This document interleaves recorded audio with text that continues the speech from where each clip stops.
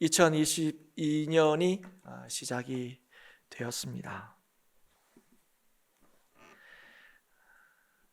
오늘 이제 첫 주일 예배고, 얼마 전까지만 하더라도 마지막 달, 마지막 주, 이렇게 좀 마지막이라는 말을 계속 해왔는데, 이제 2022년이 되고 난 뒤에 당분간은 첫 번째, 첫 이런 말들을 우리가 자주 하게 될 거고 또 자주 듣게 될 것입니다. 이제 한 해를 시작하면서 우리는 저마다 이 한 해는 우리가 어떻게 살아가야 할까를 다들 생각을 하실 겁니다. 그래서 계획도 세우고 뭘 할 건지 정해서 결심도 합니다. 또 소극적으로는 이 한 해는 후회하지 않는 삶을 살기를 바라는 마음에, 적극적으로는 보다 가치 있는 삶을 살기를 바라는 마음에 그렇게 계획도 세우고 또 결심도 하죠. 새해가 되면 누구나 언제나 이전보다는 2021년도보다는 더 나은 삶을, 더 괜찮은 삶을 2022년도에는 살기를 바랍니다. 그렇다면 어떻게 하면 더 만족하고 의미 있는 삶을 살아갈 수가 있겠습니까? 여러분, 무엇이 여러분을 이전보다 더 나은 삶을 살게 한다고 여러분 믿으십니까? 우리는 내가 바라고 원하는 것들을 이루고 또 그런 것들이 채워지면 만족할 수 있을 거라고, 내가 하고 싶은 일을 하게 되면, 이루게 되면 의미 있는 삶을 살 수 있을 거라고 생각합니다. 하지만 우리의 삶은 시작부터 우리의 계획과 결정을 따라 된 것이 아닙니다. 그리고 이 2022년도 또 우리가 2022년도로 달려간 게 아니고 우리의 삶의 2022년도가 주어진 것입니다. 우리가 결단해서 이 시간을 우리의 시간으로 만든 게 아니다 하는 것이죠. 우리가 원해서 이 세상에 태어난 사람은 아무도 없습니다. 누구든 그 시작이 우리의 계획과 결정을 따라 된 사람은 아무도 없습니다. 그래서 많은 사람들은 자신들이 어디로부터 왔는지 또 어디로 가는지 모른다, 그렇게 말하면서 살아가고 있는 것입니다. 하지만 저와 여러분은 어디로부터 왔고 어디로 가는지 우리는 분명히 알고 있습니다. 그것이 예수 믿는 자에게 주신 하나님의 은혜입니다. 우리의 인생은 그저 우연하게 시작된 것이 아니라 주의 부요한 뜻과 계획으로 시작되었음을 우리는 잘 알고 있습니다. 하나님께서 우리를 친히 지으시고 우리를 부르시고 이 땅을 살아가게 하신다는 것, 오늘도 우리는 믿고 있습니다. 그래서 여러분, 우리의 삶의 만족과 의미는 주님의 뜻에 있습니다. 주님께 우리의 생명과 소망과 능력이 있습니다. 그렇기에 우리에게 주어진 이 새로운 한 해도 주의 뜻을 따라 살아갈 때에 항상 기뻐하고 범사에 감사할 수 있는 한 해가 될 줄 믿습니다. 오늘 말씀은 예수 믿는 자에게 주시는 성도다운 삶의 구체적인 권면을 담고 있습니다. 2절에 이렇게 말씀하시죠. 기도를 계속하고 기도에 감사함으로 깨어 있으라. 이 말씀이 새삼스러운 게 아닙니다. 성도는 새해가 아니라 할지라도 늘 듣는 얘기죠. 또 늘 들어야 될 얘기입니다. 그런데 오늘 이 새해에 기도를 계속하고 기도에 감사함으로 깨어 있으라 하는 말씀을 저와 여러분이 주시는 하나님의 말씀으로 받는 까닭은 이것이 그리스도 예수 안에서 우리를 향하신 하나님의 뜻이기 때문에 그렇습니다.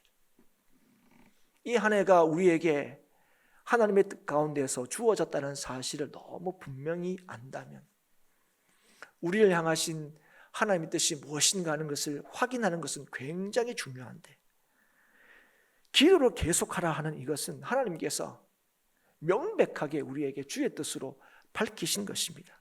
데살로니가전서 5장 17절 18절에 이렇게 말씀하셨죠. 쉬지 말고 기도하라.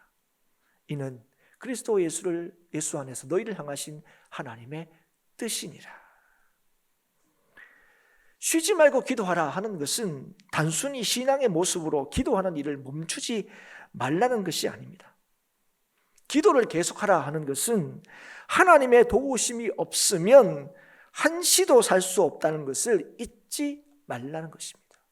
한시도 이 사실을 잊어버리지 말라는 것이죠. 어떤 순간에도 그래서 주님의 은혜를 구하며 살라는 것입니다.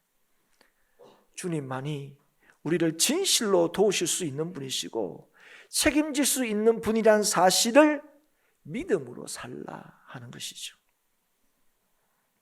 하나님의 도우심 없이도 살 수 있는 순간은 단 한순간도 없다는 사실을 이 아침에 다시금 깨닫고 기억할 수 있기를 바랍니다. 그런데 여러분, 우리는 이 말씀 앞에 얼마든지 그럴 수 있다고 생각합니다. 하나님의 도우심이 없으면, 함께 하심이 아니면 우리는 살 수 없습니다 하는 이 말씀 앞에, 아니 하나님 모르는 사람들도 얼마든지 잘만 살던데요. 그게 이 말씀 앞에 우리의 반응이지요. 하지만 사랑하는 여러분, 예수를 알지 못하는 사람들, 하나님을 믿지 않는 사람들은 그들은 어디로 와서 어디로 가는지 모른 채 살아가고 있는 것입니다. 그들은 떠내려가도 그게 떠내려가는지 모른 채 살아간다는 거예요. 그들이 자기가 원하는 방식으로 잘 살아지면 그게 잘 살아가는 것이라고 착각하며 살아간다는 것입니다. 그들이 바라는 게 뭡니까? 즉 그들이 말하는 게 뭡니까? 내 인생은 내가 얼마든지 책임질 수 있다고 여긴다는 거죠. 하지만 사랑하는 여러분, 누구도 자기 인생을 자신이 책임질 수 있는 사람은 아무도 없습니다. 우리가 우리 인생을 책임질 수 있게 한다고 여기는 것들, 우리의 삶을 만족하게 한다고 여기는 것들이 있습니다. 그게 뭡니까? 그게 권력, 그게 명예, 그게 부조. 이런 것들이 후회하지 않는 삶을 살게 하는 것이 아니라는 것은 수많은 인생과 오랜 역사가 증언하고 있는 것입니다. 하나님 없이도 살 수 있다고 여기는 인생의 마지막은 후회와 탄식뿐이라는 사실을 이 아침에 깨닫고 기억할 수 있기를 축복합니다. 우리를 지으시고 주관하시고 영원토록 책임지시는 하나님만이 만족과 감사의 삶을 살 수 있게 하십니다. 우리의 삶의 목적과 표대가 되시는 주의 뜻만이 우리로 후회하지 않는 삶을 살게 하십니다. 그래서 기도를 계속해야 합니다. 주의 도우심을 구해야 합니다. 왜 그렇습니까? 주님만이 우리를 붙드시고 지키시고 책임질 수 있기 때문에 그렇습니다. 그리고 기도를 계속하라는 말은 우리가 계속할 때, 주의 도우심과 은혜를 계속적으로 구할 때 주님께서 반드시 응답하신다는 것을 뜻합니다. 여러분, 이 말씀은 지성이면 감천이다 하는 걸 뜻하는 게 아닙니다. 여러분, 하나님은 우리에게 너희들 나를 감동시켜봐라 이렇게 말씀하시는 분이 아니라는 거예요. 여러분, 우리는 우리의 행위로, 우리의 어떠함으로 하나님을 절대로 감동시킬 수 없습니다. 여러분, 근데 하나님이 우리에 대해서 우리가 그럼 하나님 우리에 대해서 감동하지 않습니까? 아니요, 감동하십니다. 뭐 때문에 감동하십니까? 여러분, 여러분의 인생에 감동의 순간이 있죠. 가장 대표적인 게 뭡니까? 아이를 낳았을 때. 그 아이 때문에 여러분이 경험했던 그 감동과 전율의 순간들이 다 있지 않습니까? 근데 그런 게 어떤 겁니까? 그런 거죠. 처음에 옹알이 할 때, 뒤집을 때, 길 때, 설 때, 엄마 아빠 했던 그 순간 여러분 다 기억하실 겁니다. 그때의 감동은 무엇과도 바꿀 수 없는 거죠. 어떤 분은 아마 눈물도 흘렸을 거예요. 그날 하루 종일, 아니 그때만 생각하면 너무너무 기분 좋으신 분들도 많이 계실 겁니다. 그런데 여러분, 왜 여러분 그게 감동스러웠습니까? 이유는 딱 한 겁니다. 여러분의 자식이기 때문에 그래요. 여러분, 옆집 아이가 옹알이 하는 것 때문에 감동 느끼신 분이 계십니까? 옆집에 사람들이 와 우리 아이가 섰어요. 그래서 너무 막 감동스럽고 좋은 일을 느꼈습니다. 아니요. 다 서는 거죠. 때가 되면 다 기는 거죠. 때가 되면 엄마 아빠 다 하는 거예요. 그런데 여러분 그게 여러분 삶에 감동이 있는 이유는 딱 한 가지입니다. 그 아이가 여러분의 자녀이기 때문에 그래요. 마찬가지입니다. 여러분. 오늘 우리가 하나님을 감동시킬 수 있는 것은 쉬지 말고 기도하는 것은 24시간 365일 한순간도 멈추지 않고 기도하는 그걸 얘기하는 게 아닙니다. 하나님이 누구신가를 기억하라는 거예요. 우리가 누구라는 걸 기억하라는 거예요. 어떤 순간에도 하나님을 아버지로 신뢰하며 살아갈 때에 하나님께서 모든 순간 우리로 하여금 후회하지 않는 삶을 살아가게 하신다는 사실, 우리가 걸어가는 모든 삶의 순간들이 우리에게 주신 목적을 따라서 살게 하시는 하나님의 역사가 있다는 사실을 잊지 말라고 하는 겁니다. 그래서 여러분 기도를 계속하라 하는 이 말씀은 우리를 향하신 하나님의 선하심과 신실하심을 믿으며 살라는 거예요. 한순간도 의심하지 말고 살라는 겁니다. 그래서 그 다음 뭐라고 얘기하는 겁니까? 기도에 감사함으로 깨어있으라 말씀하시는 거예요. 하나님을 의심하지 말라. 주의 은혜를 구하는 일을 포기하지 말라. 때를 따라 돕는 은혜를 얻기 위하여 은혜의 보좌 앞으로 날마다 나아가라. 우리의 삶의 정황과 형편을 따라서 우리가 하나님의 함께하심과 함께하지 않으신다 하는 유무를 가늠하지 말라는 거예요. 여러분, 우리는 얼마나 쉽게 내 뜻대로 되지 않으면 하나님이 함께 안 하는 것이고 내 뜻대로 되면 그게 하나님이 함께 하시는 증거인 양 생각한다는 거예요. 여러분, 기도의 감사함으로 깨어있으라는 것은 하나님께서 최선의 방식으로 우리에게 응답하시는 것을 믿으라 하는 것입니다. 때로 우리의 삶이 우리의 기대대로 되어가지 않더라도 주님의 인도하심에 대하여 의심하지 말라는 것입니다. 사랑하는 여러분, 오늘 이 아침에 꼭 기억하십시오. 여러분, 새해 여러분 이 덕담할 때 가장 많이 하는 덕담이 뭡니까? 뜻하시는 바가 다 이루어지십시오. 이게 여러분 가장 많이 하는 덕담입니다. 계획하는 바가 다 이루어지십시오. 그런데 여러분, 우리의 기대와 바라는 방식이 우리의 인생을 온전케 하는 것이 아니라 주의 뜻을 따라 이루어지는 하나님의 방식이 우리를 온전하게 하고 책임지게 한다는 사실을 이 아침에 확신할 수 있기를 주의 이름으로 축복합니다. 그래서 여러분 고린도전서 1장 25절에 하나님의 어리석음이 사람보다 지혜롭고 하나님의 약하심이 사람보다 강하니라 말씀하셨어요. 여러분, 이 말이 뭡니까? 하나님이 약하실 때가 있다는 말입니까? 하나님이 어리석을 때가 있다는 말입니까? 아니요.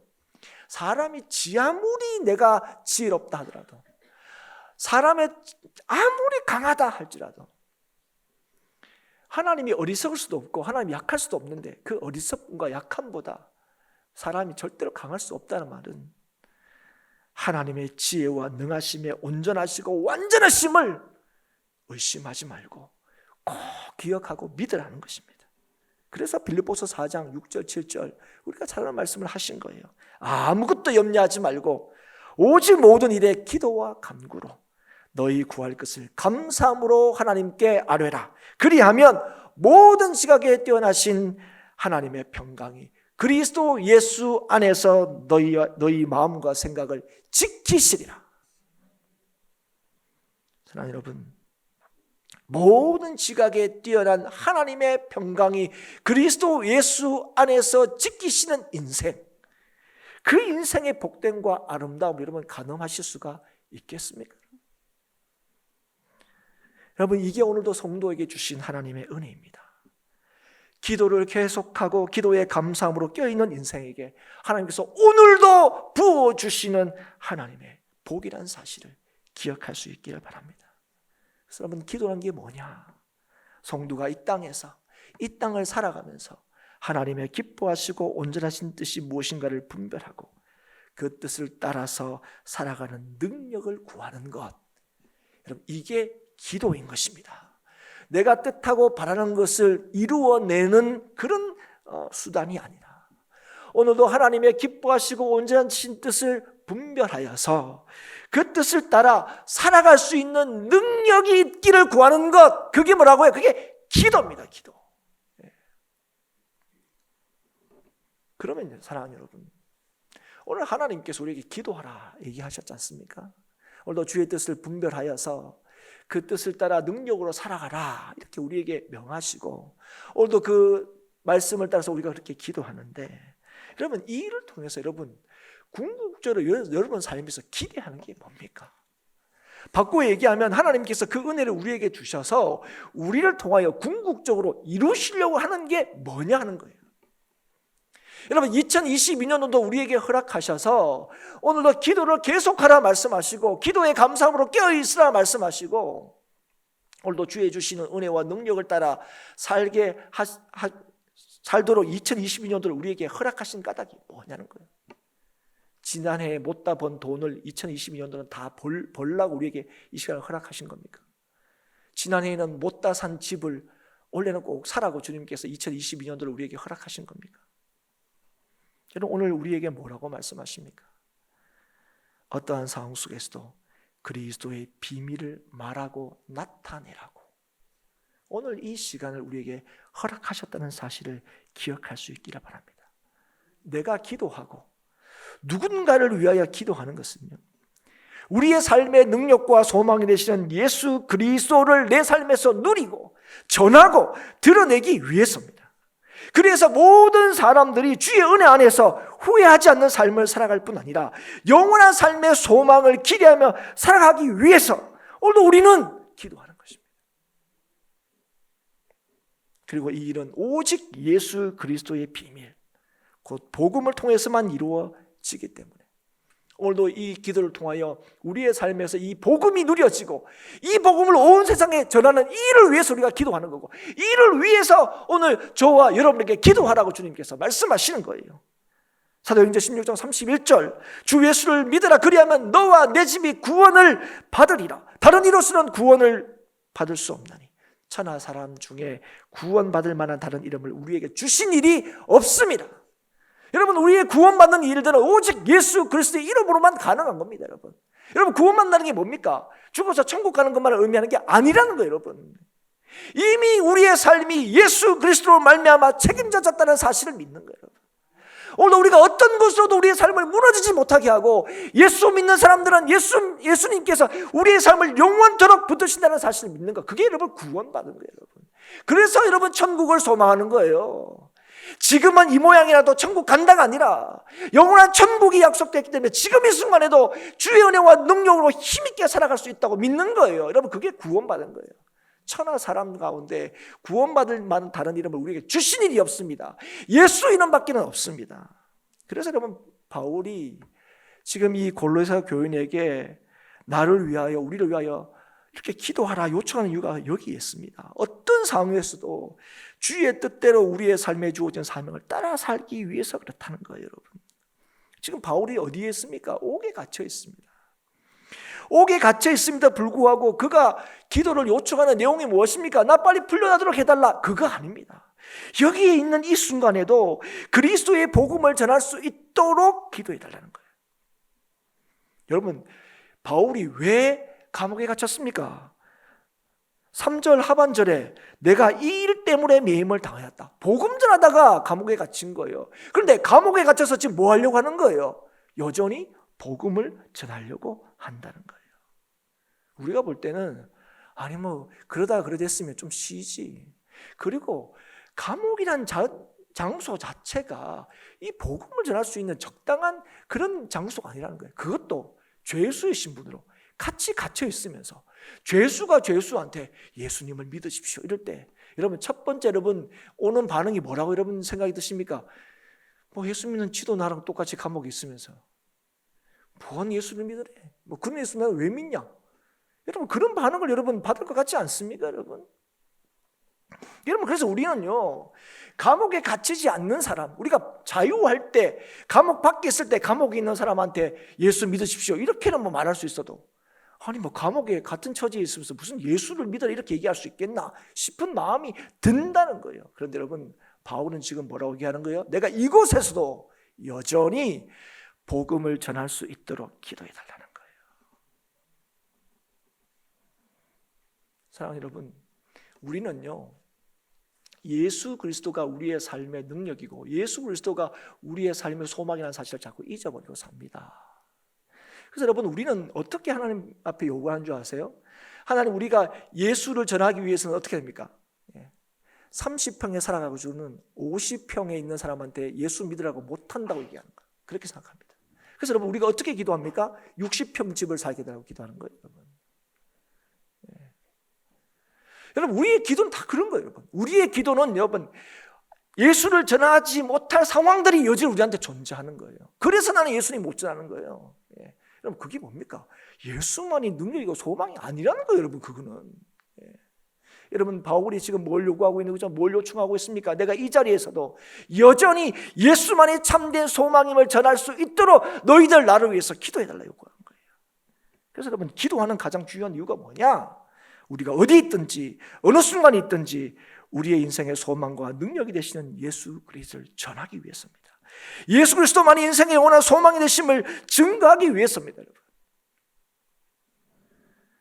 주님 안에서 함께 주의 영원하신 나를 바라보며 항상 기뻐하며 범사에 감사하는 삶을 살기 위해서 기도하는 거예요.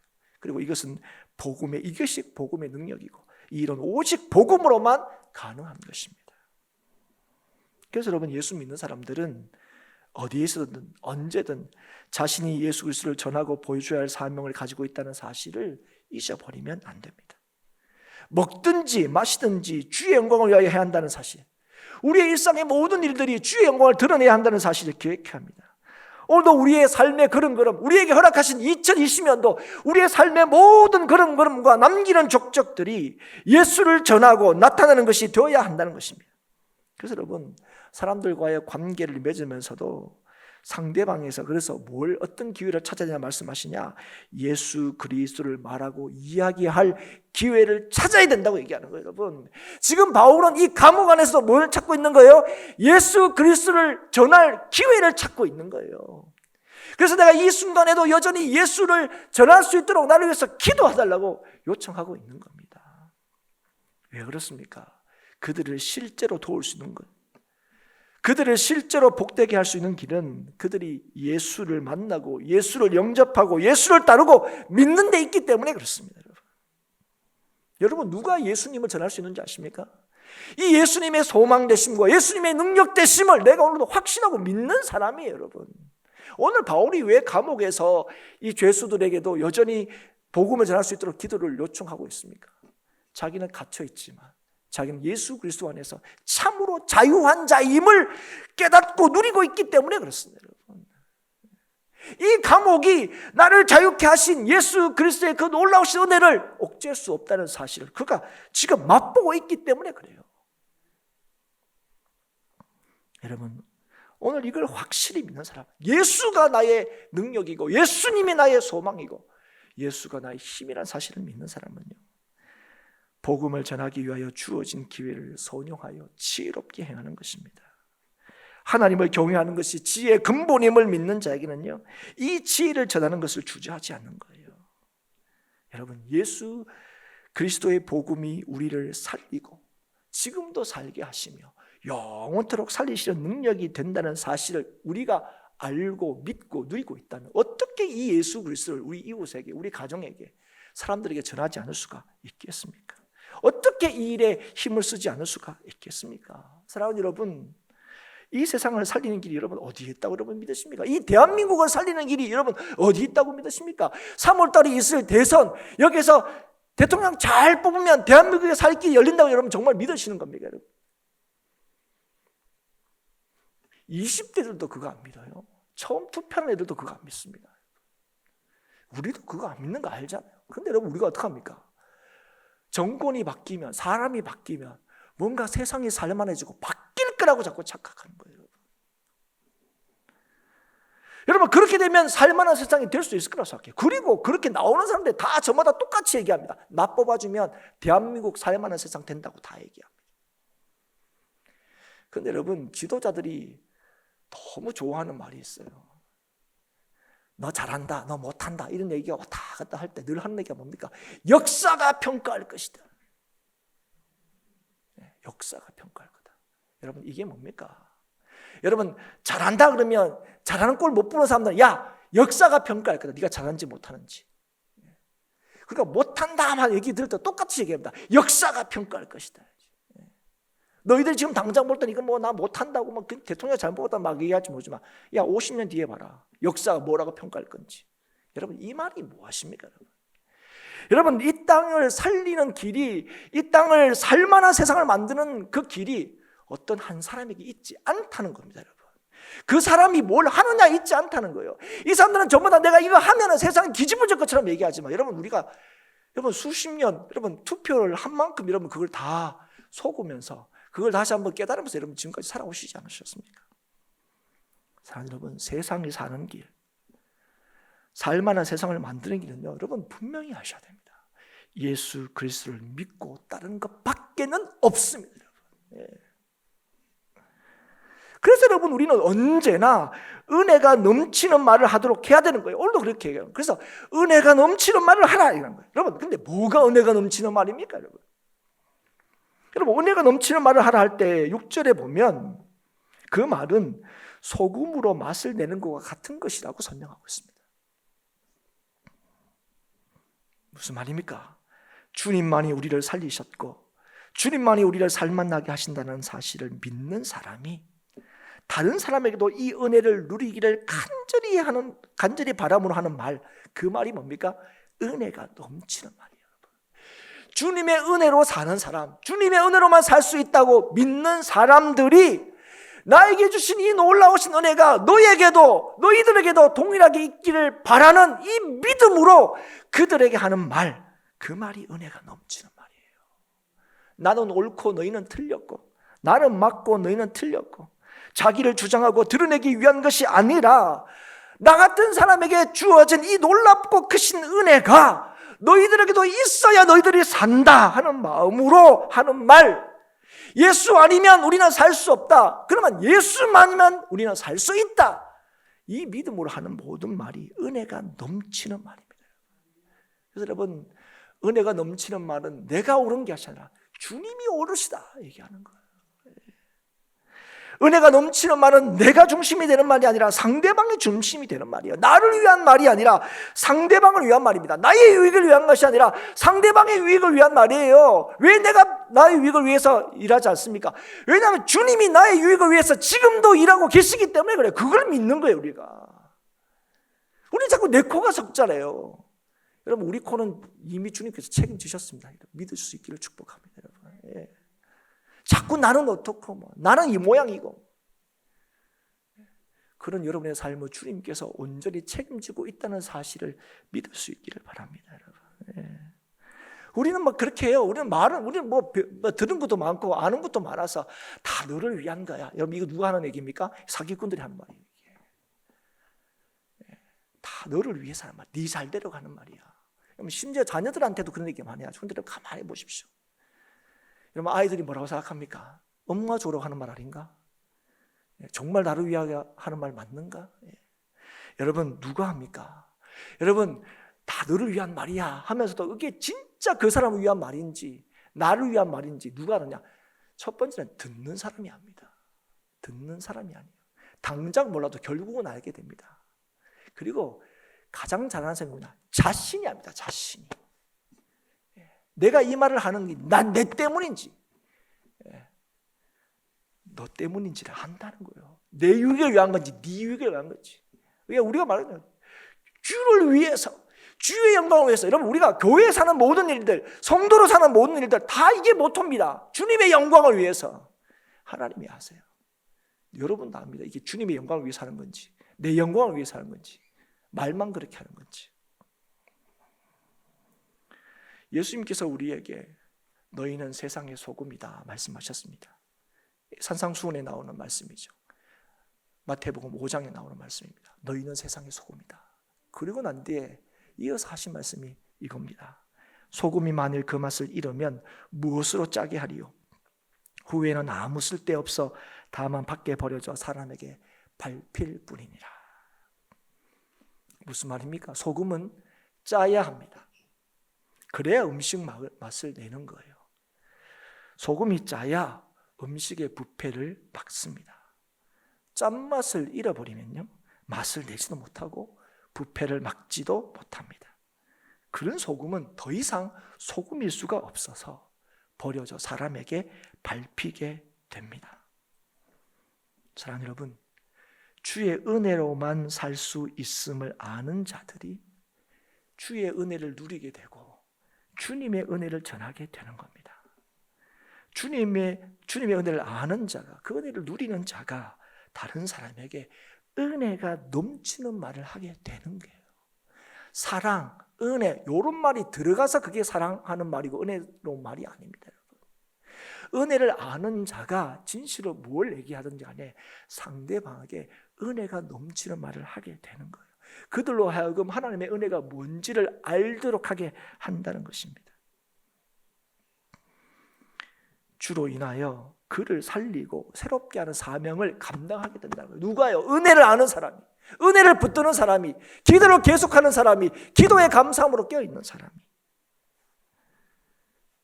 그래서 진실로 주님을 따르는 삶을 살아가게 되는 거예요. 그러나 사랑하는 여러분, 은혜를 놓치고 사는 자들은 자신이 살 수도, 누군가를 살릴 수도 없습니다. 소금이라 불리지만 짠맛을 잃어버리는 소금같이, 성도라 불리지만 전혀 소금없게 살지 못하게 되는 거예요. 쓸데가 없게 되는 거예요. 예수님께서 바리새인과 서기관들에게 하신 말씀을 오늘 이 아침에 기억할 수 있기를 바랍니다. 마태복음 23장 15절, 화 있을진저 외식하는 서기관들과 바리새인들이요, 너희는 교인 한 사람을 얻기 위하여 바다와 육지를 두루 다니다가 생기면 너희보다 배나 더 지옥 자식이 되게 하는도다. 사랑하는 여러분, 서기관과 바리새인이 어떤 사람들입니까? 당대에 누구보다도 하나님을 잘 섬기고 믿는다고 자타가 공인한 사람들입니다. 그런데 여러분, 그 예배를 받으시는 주님께서는, 우리의 주가 되시는 예수님께서는 뭐라고 얘기하십니까?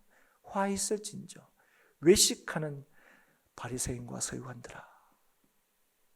무슨 말입니까?